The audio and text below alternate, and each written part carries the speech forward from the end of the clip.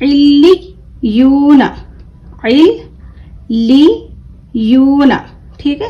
تشدید کی آواز میں ایک قسم کی سختی ہوتی ہے، یعنی اس کو ہم سختی کے ساتھ پڑھیں گے. کس کو؟ تشدید کو. جس حرف پر تشدید ہو اس کو سختی سے پڑھا جاتا ہے. ٹھیک ہے. علیون، یزکا، یزکا بول کے پڑھتے بچے، مطلب معلوم نہیں ہوتا نا کس طریقے سے پڑھنا، تو مجہول پڑھتے ہیں، تو اس طریقے سے پڑھنا نہیں ہے. ٹھیک ہے. یزکا، یزکا، یزکا، یذکر، یذکر. اس کو کس طریقے سے پڑھنا ہے؟ زا کو سختی کے ساتھ اور ذال کو نرم پڑھنا ہے. ٹھیک ہے. یزکا، یذکر.